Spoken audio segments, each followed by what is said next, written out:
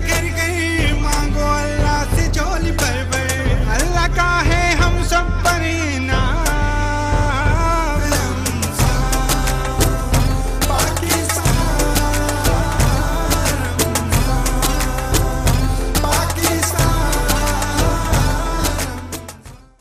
औज़ुबिल्लाहि मिनश्शैतानिर्रजीम, बिस्मिल्लाहिर्रहमानिर्रहीम।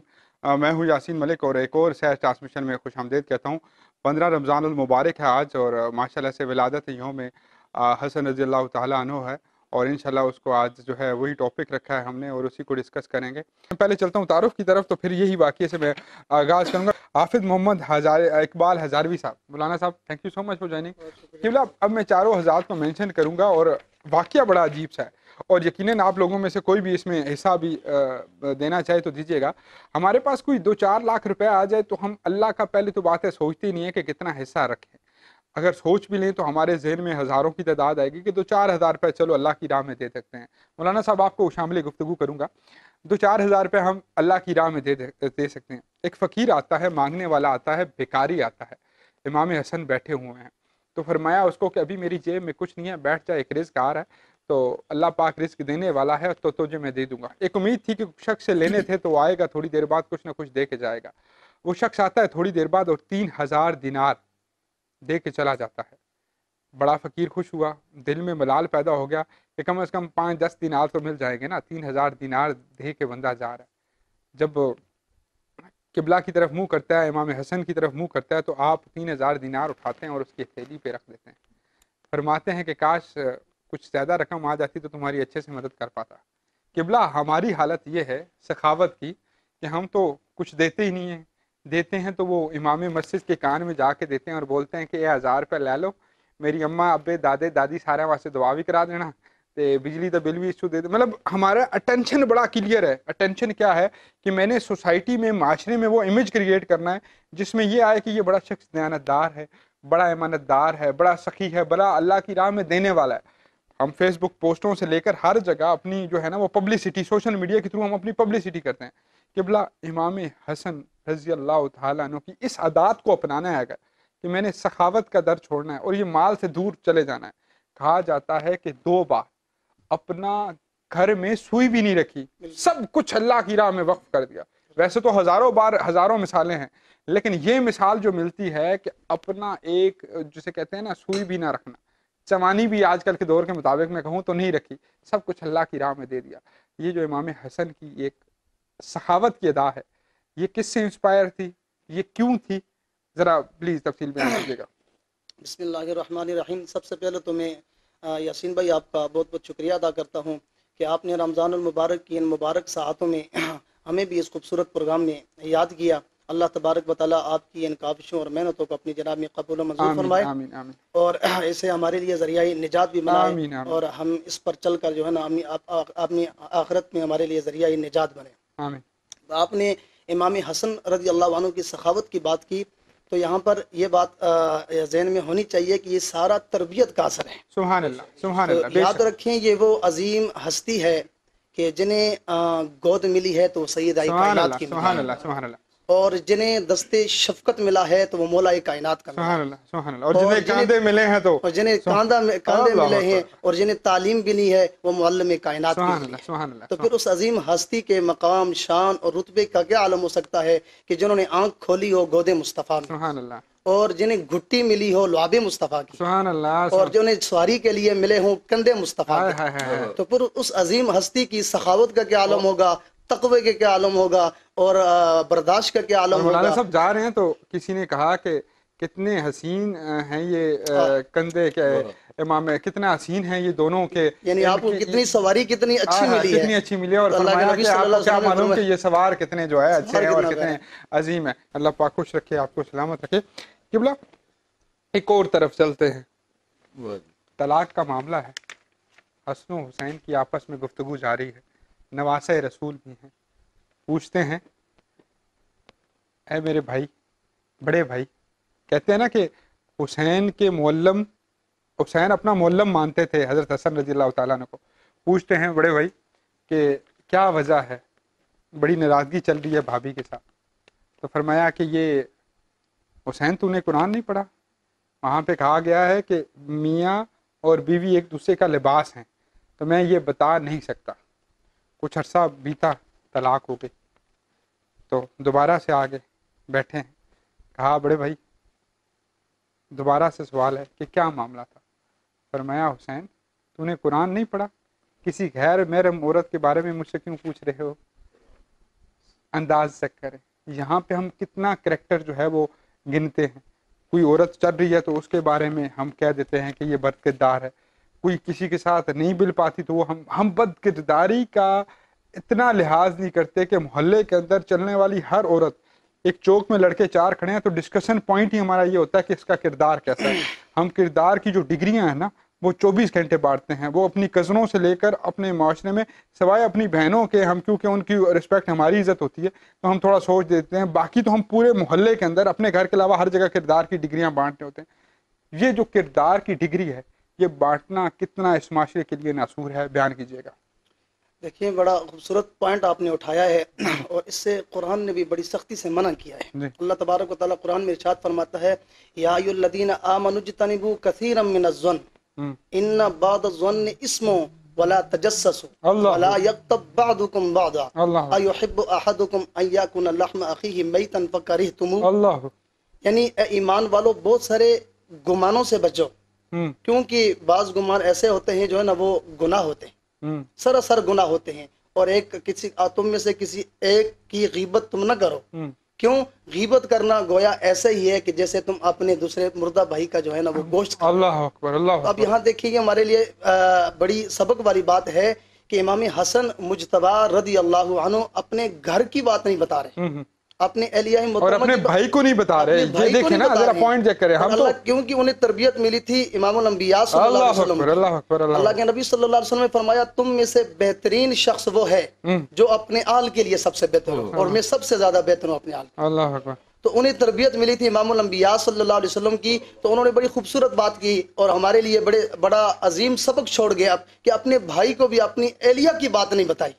تو پیغام یہ دینا چاہتے ہیں کہ جہاں اپنے بھائی کو اہلیہ کی بات نہیں بتا رہے تو وہاں ایک مسلمان بھائی اور ایک مسلمان بہن کے متعلق آپ غلط گمان کیسے بنا سکتے ہیں؟ اور یہاں پر ایک بڑی زبردست بات میں آپ کو بتاتا ہوں کہ فقہاء کرام نے لکھا ہے کہ اگر کوئی بندہ آپ کے ساتھ وعدہ کر جاتا ہے کہ میں آپ کے پاس آؤں گا فلاں دن یا فلاں ڈیٹ کو، تو اگر وہ نہیں پہنچ پاتا تو فقہاء کرام نے لکھا ہے کہ اس سے پہلے آنے سے پہلے اس سے ملاقات سے پہلے آپ 160 خیالات ایسے بنائیں کہ اس کی جان بچ جائے۔ یہ نہ ہو کہ آپ اس کے متعلق غلط گمان سوچ لیں اور وہ آ کر کہے بھائی میری یہ ایمرجنسی بن گئی تھی اور میں اس وجہ سے آپ کے پاس پہنچ نہیں سکا ہوں، تو پھر آپ کو شرمندگی کرنی پڑے، اور جو آپ نے بہت سارے گمان سوچے ہوئے تھے ان کا وبال آپ کو اور ان کی سزا آپ کو ملے۔ اس سے پہلے یہ ہے کہ آپ نے 160 خیالات، تو ہم تو ایک بھی نہیں سوچتے، فوراً ہم یہ کہہ دیتے ہیں اس کی ایسی تیسی فلاں ہم ایسا کر دیں گے اور اس نے میرے ساتھ یوں کیا۔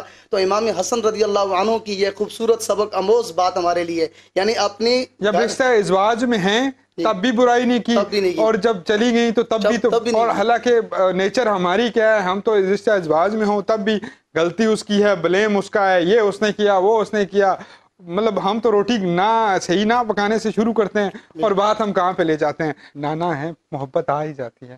قبلہ ایسی محبت کی مثالیں کہ شہر سے باہر جانا تو آتے سار پوچھنا میرا حسن کدھر ہے، میرا حسین کدھر ہے۔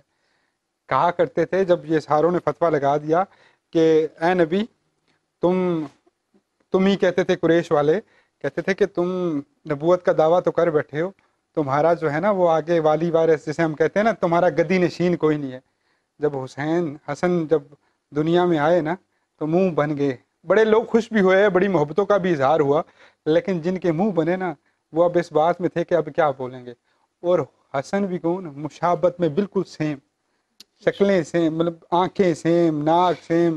کہتے ہیں کہ دیکھ کے نبی کا دور یاد آ جاتا تھا، جوانی دیکھ کے بزرگ کہا کرتے تھے کہ لگتا ہے کہ وہ محمد جا رہا ہے۔ قبلہ یہ جو مشابت تھی، یہ اللہ پاک جو ہے نا اسکرپٹ لکھتا ہے تو کمال لکھتا ہے، ہم جو ہے ہماری سوچ و گمان میں نہیں ہوتا۔ آپ کیا کہیں گے، اسکرپٹ کا راز کیا تھا؟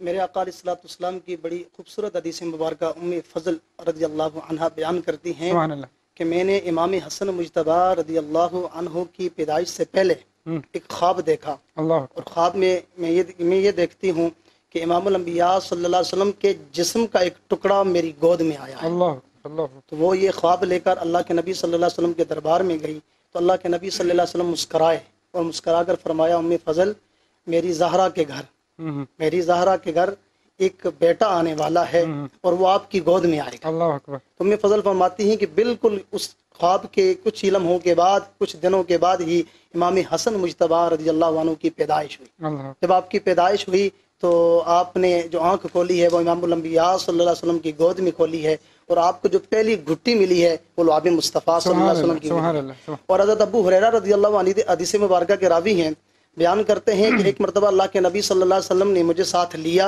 اور چل پڑے، مسجد سے ہم نکلے تو ہم بازار میں گئے، بازار میں گئے اور بازار سے پھر واپس آئے۔ راستے میں اللہ کے نبی صلی اللہ علیہ وسلم نے کوئی بات نہیں کی اور سیدھا امام حسن مجتبی رضی اللہ عنہ کے گھر تشریف لے گئے اور جا کر پوچھا کہ وہ بچہ کہاں ہے، اسے لے آؤ۔ تو امام حسن مجتبی رضی اللہ عنہ کو لایا گیا، اللہ کے نبی صلی اللہ علیہ وسلم نے ان کو اپنی گود میں لیا اور پھر اپنی زبان مبارک ان کے منہ میں دی، اللہ اکبر۔ منہ میں دے کر پھر آپ اللہ کے نبی صلی اللہ علیہ وسلم نے وہاں پر دعا فرمائی، یا اللہ میں اس سے محبت کرتا ہوں، تو بھی اس سے محبت سبحان رکھ، اللہ۔ اور جو اس سے محبت رکھتا ہے یا اللہ تو اس سے بھی محبت رکھ، سبحان اللہ۔ اور جو ان سے بغض رکھے، جو ان سے بغض اللہ رکھے اکبر اس سے اللہ بھی بغض اکبر۔ رکھے۔ تو گویا بسم اللہ بسم اللہ بسم اللہ کو۔ ہاں جی، قاری انعام الحق صاحب سے میں گزارش کروں گا کہ بسم اللہ پڑھ کے کچھ عنایت فرمائیں ہمیں، اور پھر ہم اپنے بھائی کی طرف، میروی صاحب کی طرف جاتے ہیں۔ سب نظارے حضور آپ کے ہیں، سب نظارے حضور آپ کے ہیں، چاند تارے حضور آپ کے ہیں، سب نظارے حضور آپ کے واہ واہ، ہیں، کمال چاند تارے حضور آپ کے ہیں، سب نظارے حضور آپ کے ہیں۔ اب غلاموں کو خوف کیوں ہوگا، اب غلاموں کو خوف کیوں گا، اب غلاموں کو خوف کیوں ہوگا، جب سہارے حضور آپ کے ہیں، سب نظارے حضور آپ کے ہیں، چاند تارے حضور آپ کے ہیں، واہ واہ واہ۔ سب نظارے حضور کیا کہنے، کیا کہنے۔ آپ کے ہیں۔ واصل کلام شعر، سبحان اللہ سبحان اللہ۔ ہم کو کشتی کا خوف کیوں کر ہو، ہم کو کشتی کا خوف کیوں کر ہو، ہم کو کشتی کا خوف کیوں کر ہو، سب کنارے حضور آپ کے ہیں، حضور آپ کے ہیں، سب نظارے حضور کیا کہنے قاری صاحب، سلامت رہے سلامت رہے۔ کمال جی کمال، سبحان اللہ سبحان اللہ۔ اور مکتا بڑا کلام تھا، کمال تھا کہ جنہوں نے اپنا گھر سارا وار دیا وہ دلارے حضور آپ کے ہیں، سبحان اللہ۔ دلاروں کی بات کروں نا تو دلاروں کی بات میں یہ آتا ہے کہ وقت شہادت ہے، 3 بار کسی نے زہر دیا، 2 بار بے ضرر گیا، تیسری بار معلوم بھی ہے کس نے زہر دیا ہے، فرمایا میں معاملہ رب پہ چھوڑتا ہوں۔ اللہ، ہمیں کوئی گالی دے دے تو ہم کہتے ہیں کہ ہم ڈبل ٹرپل نہ دیں گے تو ہمیں دل کو سکون نہیں ملے گا۔ یہ ہے نرم مزاجی، یہ ہے صلح رحمی، یہ ہے محبت کی بات۔ کہا میرا حسین کلیجہ پھٹ رہا ہے، مجھے لگ رہا ہے کوئی چیز بڑی اثر کر رہی ہے، باتیں کر رہی ہیں، آخری ملاقات۔ فرمایا حضرت حسین رضی اللہ تعالیٰ عنہ آپ کو معلوم ہے کہ کون ہے قاتل، تو نام بتا دیں۔ فرمایا حسین کیا کرو گے، اس سے لڑو گے، اس سے جنگ کرو گے، اسے مارو گے، چھوڑو میں نے معاملہ اللہ پہ چھوڑ دیا. قبلہ یہ معاملے ہم اللہ پہ کیوں نہیں چھوڑتے؟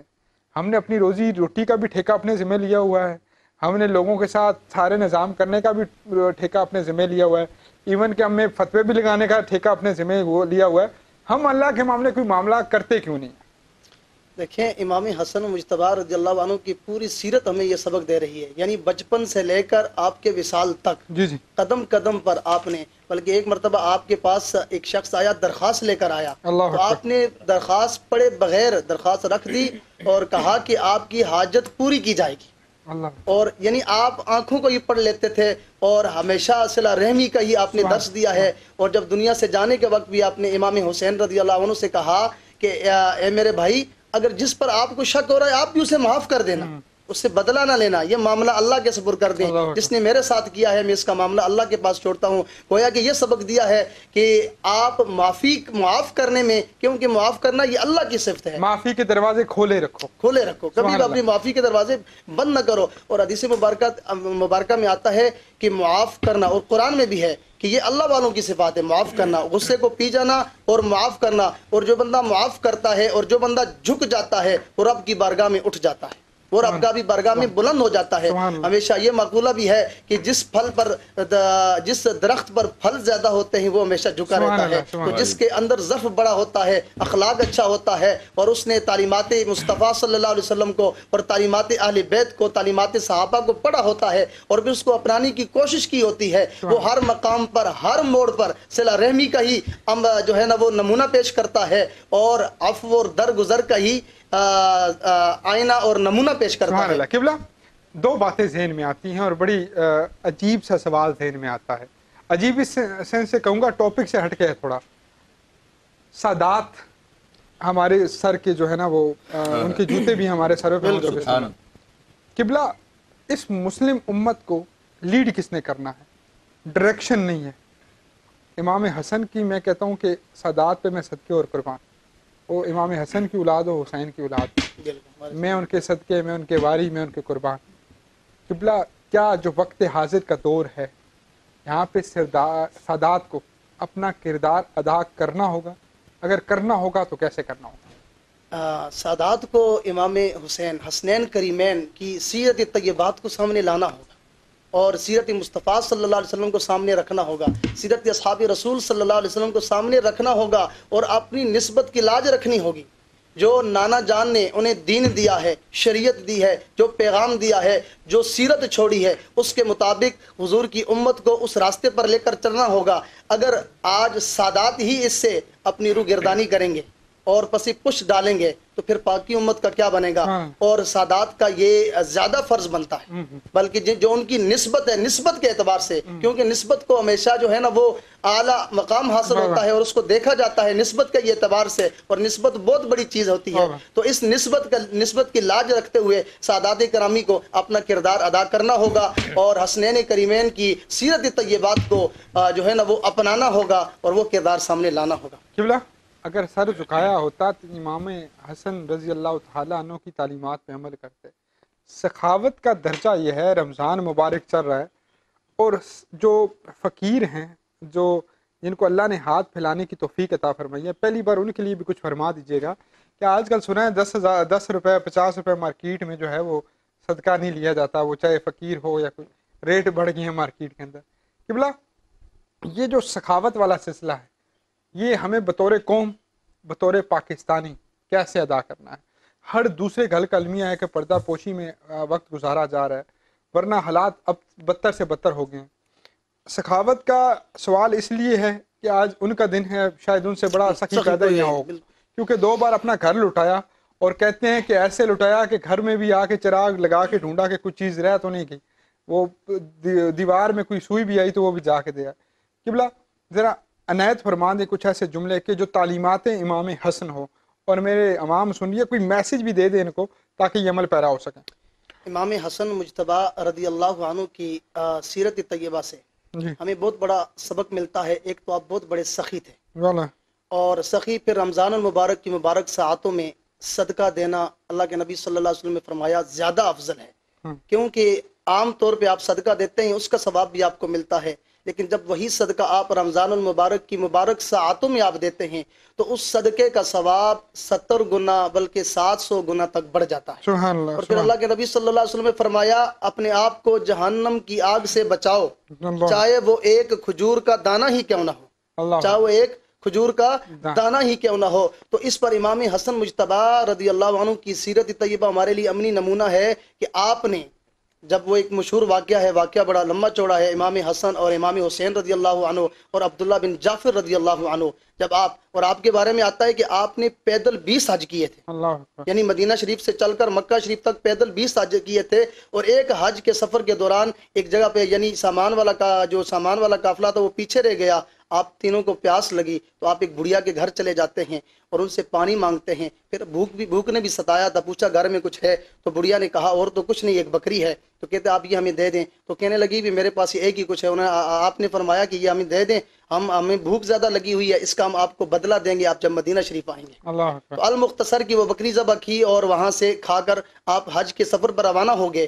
کچھ ہی عرصے کے بعد جب وہ بڑھیا تنگ دستی کے عالم میں جب مدینہ شریف واپس اس کے خاوند گھر میں آئے، پوچھا کہ آپ نے بکری بالکل انجان لوگوں کو کھلا دی ہے، یہ ایسا کیوں کیا ہے؟ خیر اس کے بعد کچھ عرصے کے بعد جب وہ بڑھیا مدینہ شریف میں گئی تو امام حسن مجتبی رضی اللہ عنہ کے پاس سے گزر رہی تھی. تو امام حسن مجتبی رضی اللہ عنہ باہر آ گئے. تو جب بڑھیا کی نظر ان پر پڑی اور امام حسن مجتبی رضی اللہ عنہ کی نظر ان پر پڑی تو آپ نے پہچان لیا. تو سیدھا ان کے پاس چلے جاتے ہیں اور فرماتے ہیں کہ آپ نے مجھے پہچانا؟ تو بڑھیا نے کہا نہیں میں نے نہیں پہچانا. تو آپ نے فرمایا کہ میں وہی ہوں، ہم وہی جو 3 لوگ تھے آپ کے گھر جنہوں نے بکری کھائی. اندر لے جاتے ہیں اور اندر آپ کی اس بڑھیا کی آپ مہمان نوازی کرتے ہیں اور پھر 1000 بکری، یعنی 1000 بکریاں اور 1000 دینار دیتے ہیں. سبحان اللہ. 1000 دینار دیتے ہیں. پھر ان کو پیسے لے کے چھپ جاتے ہیں، وعدہ خلافی کرتے ہیں. اللہ اور پھر یہیں پہ بس نہیں ہے، یہاں سے پھر ان کو ایک ساتھ یعنی غلام کرتے ہیں اور ان کو امام حسین رضی اللہ عنہ کے گھر کا پتہ بتاتے ہیں. اور پھر سیم ان کے پاس جب وہ پہنچتی ہے تو پھر وہ پوچھتے ہیں کہ آپ پہلے کہاں سے آئی ہیں؟ تو کہا امام حسن رضی اللہ عنہ کے گھر سے. تو انہوں نے کیا دیا؟ کہا 1000 بکریاں اور 1000 دینار دیے. پھر انہوں نے بھی 1000 بکریاں اور 1000 دینار دیے اور پھر پتہ بتایا عبداللہ بن جعفر کے گھر کا.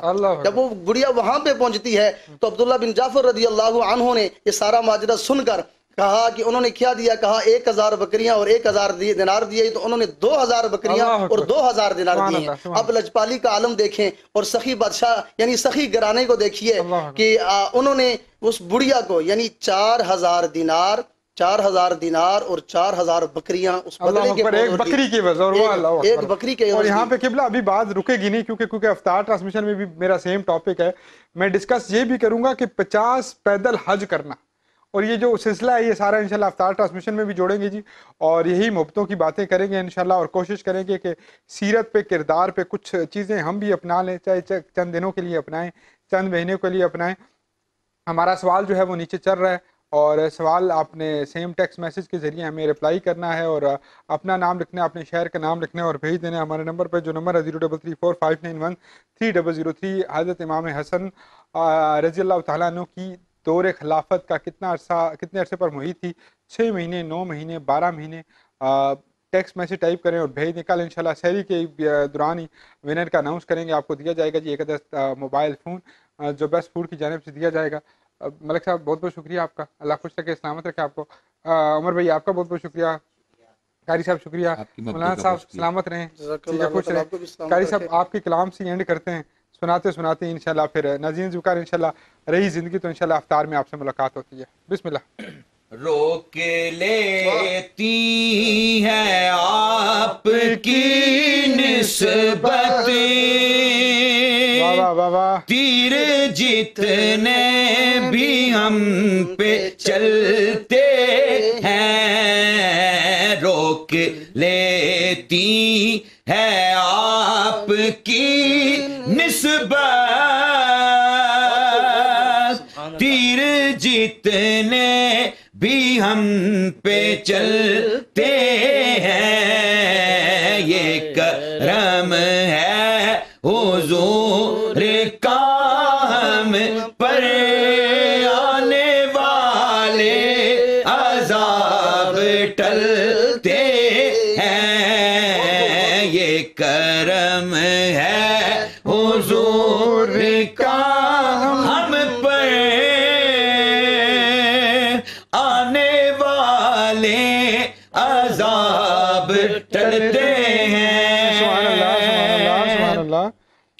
وہی بھرتے ہیں جھولیاں سب کی، وہ سمجھتے ہیں بولیاں سب کی،